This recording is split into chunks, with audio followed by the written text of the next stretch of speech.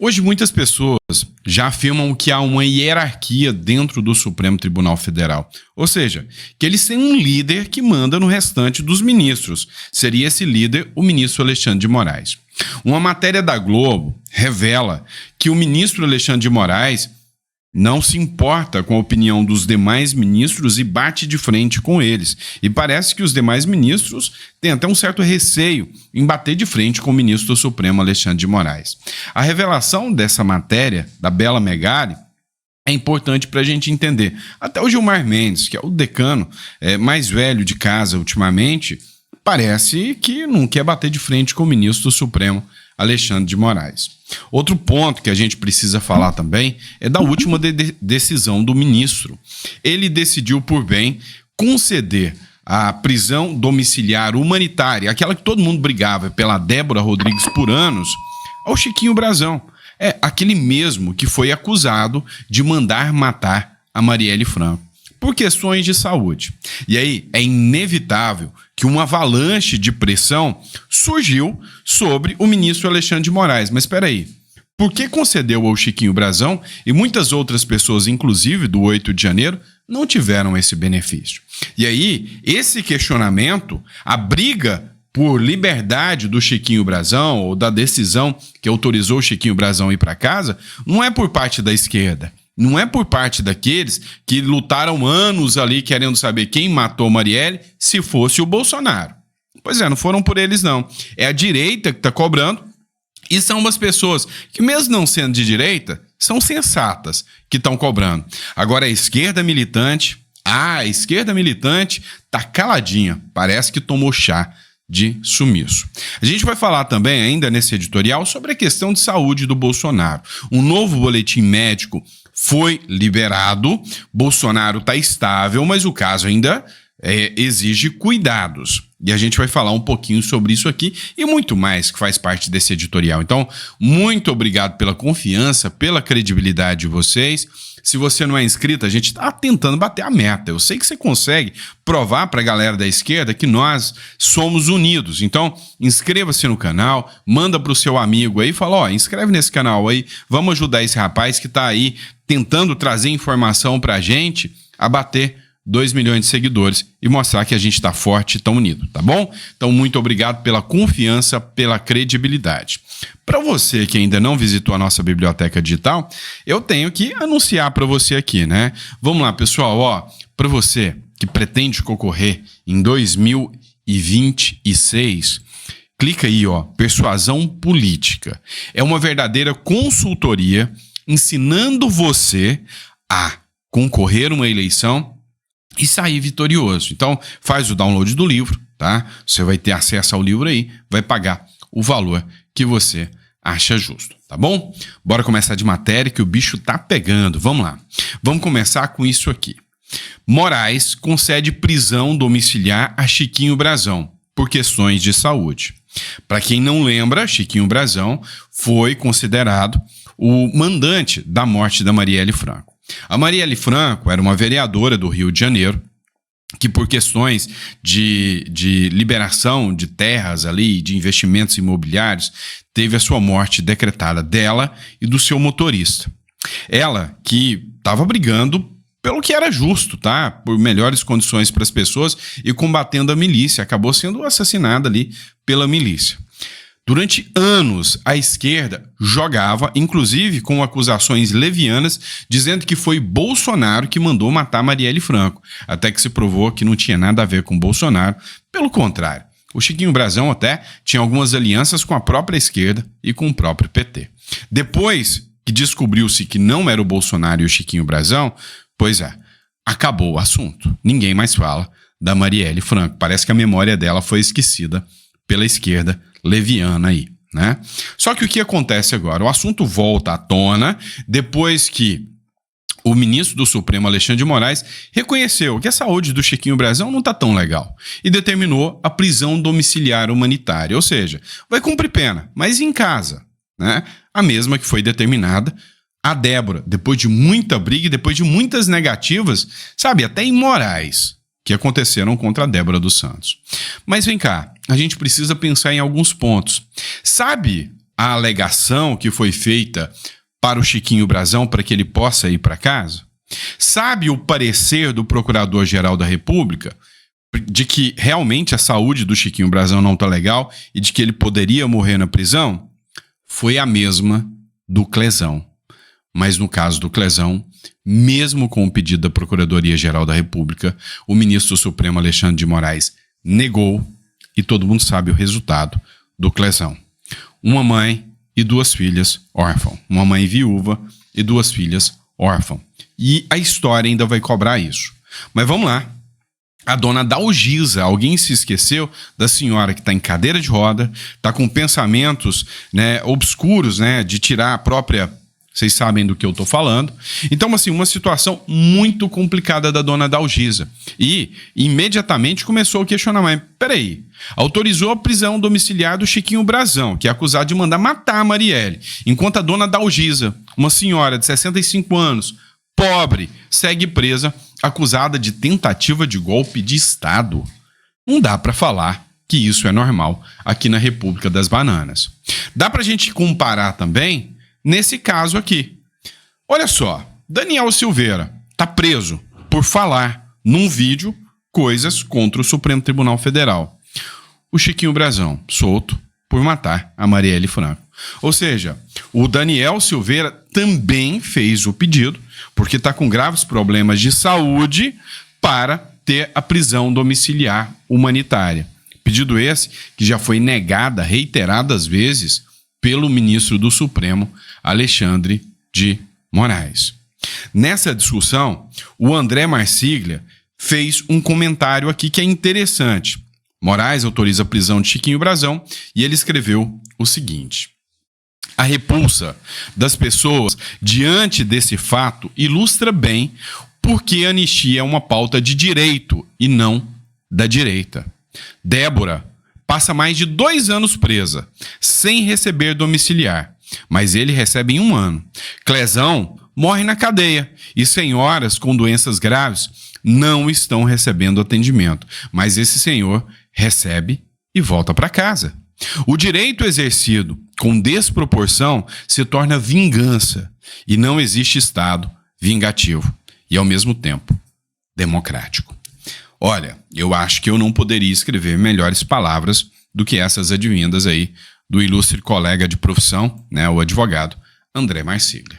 E aí, embora a esquerda esteja num silêncio brutal, o deputado Gilberto Catani pegou uma publicação muito utilizada da esquerda contra o Bolsonaro. Quem mandou matar Marielle? E ele adequou. Quem mandou soltar? Quem mandou matar Marielle? Afinal, tem que se questionar. Ou é normal o que está sendo acusado aqui, né? O que está sendo exposto aqui, né? E aí, não se trata só de questões de que a direita está levantando a discussão. Até jornalistas, né, aqueles que eram acostumados a criticar, a tecer críticas contra o Bolsonaro, começam a observar aqui, né, o plus da hipocrisia, né? Ou seja, escuta o que o Weineg falou. Mas olha isso, há 2 semanas o ministro Alexandre de Moraes colocou a cabeleireira Débora Santos em prisão domiciliar. Débora responde por tentativa de golpe de Estado e outros crimes, e ela ganhou fama como a pichadora da estátua da Praça dos Três Poderes. Aí hoje, Alexandre de Moraes colocou em prisão domiciliar Chiquinho Brazão, acusado de mandar matar a vereadora Marielle. Quanto tempo Brazão, que a defesa diz que está doente, ficou atrás das grades? 383 dias. Quanto tempo Débora ficou atrás das grades? 742 dias, quase o dobro. Essa lógica não parece um pouco desbalanceada? Mas... Parece muito desbalanceada. Não parece. É muito desbalanceada. Então, hoje há uma pressão muito grande, sabe? Escancarou uma hipocrisia de tal forma que até a Glaze falou, não, acho que a gente vai ter que mudar as penas. O Quaquá, o ex-presidente do PT, né, vice-presidente polêmico, né, lá de Maricá, ele falou, não, essas pessoas que estavam lá no 8 de janeiro, elas têm que ser anistiadas. Elas precisam rever porque elas não têm culpa. Elas foram lá e elas não estavam tentando golpe nem nada nesse sentido. Não tem como você argumentar que isso aqui é possível, é plausível, né, de manter a prisão dessas pessoas. Mas vamos lá, não para por aí não. Olha só, vou trazer para vocês agora uma matéria do O Globo, tá? Pessoal, o seguinte, a Bela Megali trouxe uma matéria que diz o seguinte: a disposição de Alexandre de Moraes de rever as penas dos condenados do 8 de janeiro. Ou seja, qual seria a disposição do Alexandre de Moraes? Será que ele está disposto a rever essas penas? Por que ele demonstrou recuo? Só pela pressão popular ele mostrou. Ele, que embora sinta no âmago como a figura mais poderosa, muito mais poderosa do que o próprio povo brasileiro, ele está começando a sentir a pressão do povo brasileiro e a pressão, inclusive da mídia, a pressão por pessoas sensatas de que as penas aplicadas são absurdas e abusivas. Isso é fato. Ele começa a sentir aqui o impacto de tudo isso, dessa cobrança que está acontecendo. Mas olha só, a Bela Megali começa a matéria aqui dizendo o seguinte: apesar da pressão sobre o Supremo Tribunal Federal, o ministro Alexandre de Moraes tem sinalizado claramente a seus colegas que resiste a reavaliar as condenações dos envolvidos nos ataques golpistas de 8 de janeiro. O que se tem demonstrado é que o STF mandou recado para o Kassab, o STF entrou em contato com os governadores, pressionou os governadores que estão a favor da anistia. Não é o STF, é o ministro do Supremo, Alexandre de Moraes. Até porque o ministro Luiz Fux já falou clara e abertamente na necessidade de rever as penas. O próprio Gilmar Mendes, durante uma entrevista, teve que assumir que há, sim, a hipótese de reversão das penas, ou seja, diminuir as penas. Enquanto ele não admitiu a anistia, mas rever as penas. E começa a crescer o discurso de revisão das penas. A própria Gleisi Hoffmann, para vocês terem noção, que era presidente do PT até pouco tempo, agora é ministra do próprio Lula, ela falou, né, que a questão da anistia é algo plausível, é um assunto do Congresso Nacional e que deveria ser discutido. Imediatamente veio um recado do Supremo Tribunal Federal para o governo Lula, dizendo que não gostou do que a Gleisi Hoffmann falou. Como se fosse atribuição do STF gostar ou não de alguma coisa que foi dita, né, pelo Supremo Tribunal Federal, pelo Congresso Nacional. Não é atribuição do Supremo. O Supremo não é um poder político. Então, mostra e escancara cada vez mais que não é o Supremo como um todo, ou seja, aquela unanimidade do Supremo, de todo mundo, derrotamos o bolsonarismo, odiamos o bolsonarismo e queremos o fim do bolsonarismo, começa a sofrer pressão do povo, começa a sofrer pressão de mecanismos internacionais também. Vamos lá, pessoal, agora nós vamos falar sobre a questão de saúde do Bolsonaro, tá? É o seguinte: família e médicos decidem a permanência de Bolsonaro no hospital em Rio Grande do Norte. Tá todo mundo preocupado, esperando logo que o Bolsonaro se recupere, né? Muitas orações por parte de pessoas de bem em relação ao Bolsonaro, né? E muita mandinga e praga vindo daquelas pessoas que não sabem respeitar a vida alheia, né? Então, assim, não se deseja a morte de ninguém. Isso aí, não seja de direita ou de esquerda, quem faz isso tá errado. Simples assim, tá?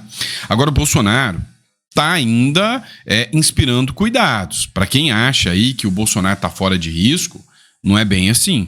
Boletim médico atualiza o estado de saúde de Bolsonaro, abre aspas, o quadro ainda inspira cuidado. E a esquerda está tripudiando, fazendo chacota em cima dessa situação do Bolsonaro, como bem né? O tal do amor da esquerda, né? Ou seja, tripudia em cima de um homem moribundo, né? De um homem que está num leito de hospital, está doente, vítima da própria atuação da esquerda. Ou vocês acham que foi a direita que mandou, que articulou dar aquela facada no Bolsonaro? Agora, quem mandou matar Bolsonaro nunca foi pauta. Não se sabe quem foi, né? Ninguém nunca quis saber. Mas a grande realidade é que o Bolsonaro ainda pode passar por nova cirurgia. O Antônio Luiz Macedo disse à CNN, numa entrevista, ele que é o médico do Bolsonaro, que realmente o Bolsonaro pode passar por uma nova cirurgia graças, né, à facada que ele tomou. E isso aí já não é ninguém mais esconde.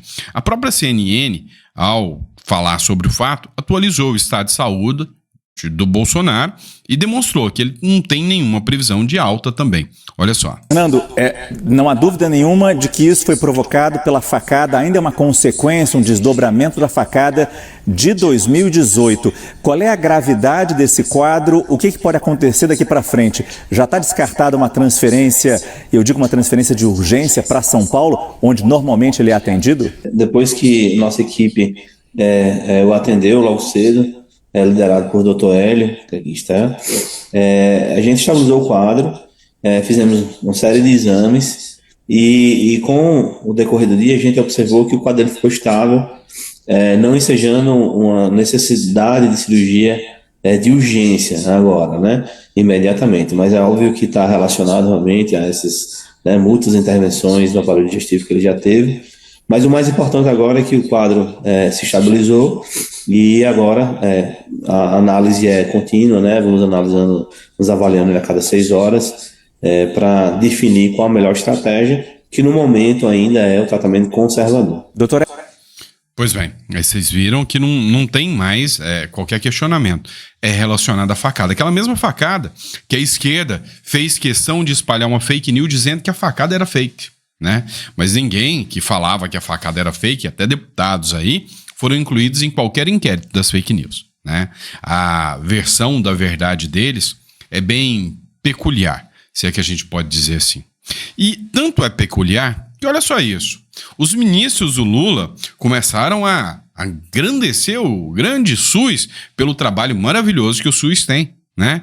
Padilha usa a internação de Bolsonaro para elogiar Lula e o SUS. O ministro da Saúde, Alexandre Padilha, publicou em suas redes sociais uma foto da internação de Bolsonaro nesta sexta-feira para exaltar o trabalho do SAMU, Serviço de Atendimento Móvel de Urgência, e do SUS e elogiar o presidente Lula.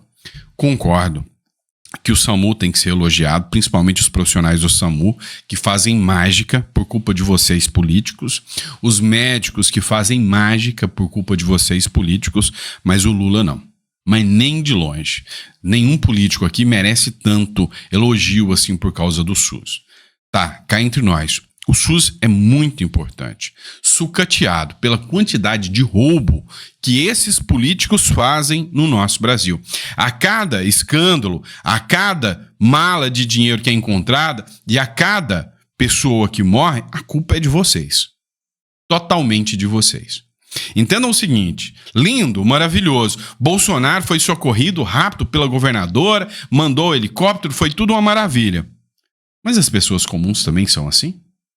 Vocês podem elogiar tanto assim? Ou vocês não querem admitir que o SUS ainda é precário demais? Não porque não tem dinheiro, porque nós pagamos impostos dignos de Suíça e temos retorno dignos da época da Idade Média. É isso. Vamos lá. Vocês querem elogiar o SUS?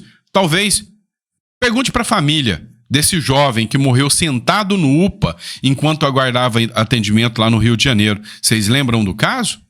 O jovem estava sentado, com dores, e não foi atendido. Pergunte à família desse jovem se ele concorda com vocês que só porque o Bolsonaro foi atendido, o SUS é maravilhoso. Ou melhor, pergunta para a família dessa pastora aqui, que morreu depois de ficar implorando por atendimento em unidade de saúde lá em Salvador, né? E aí o que aconteceu? Enquanto ela estava lá, no bairro do Palmiúdo, a mulher de 42 anos era asmática e morreu sufocada.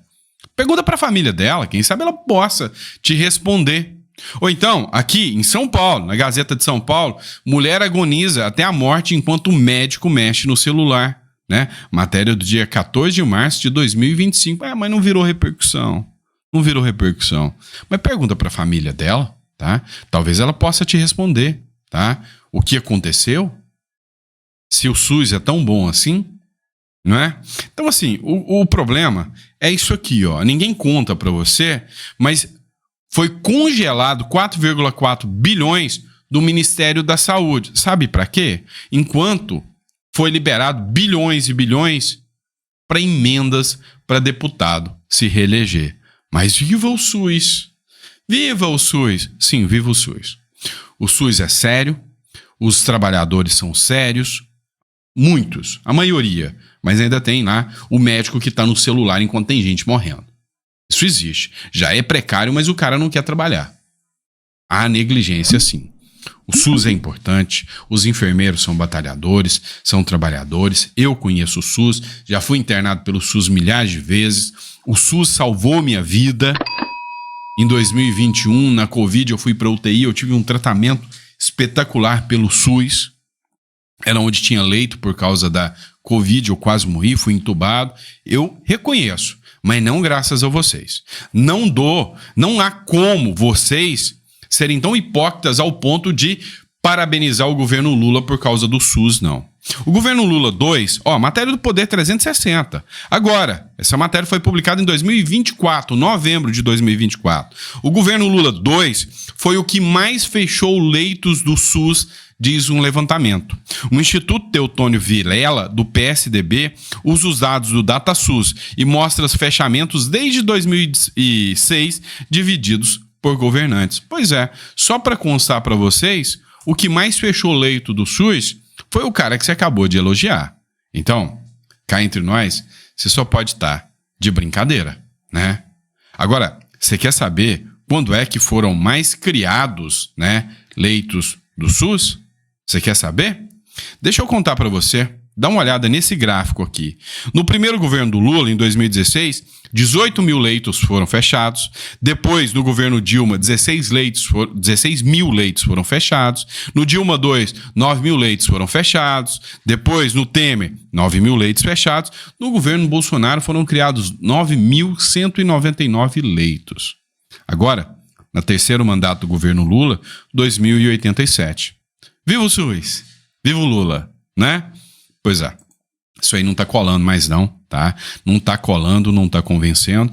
E aí, se você observar alguns pontos do que está acontecendo no Brasil de hoje, falta medicamento nas farmácias da rede pública de saúde do Rio e de vários lugares do Brasil.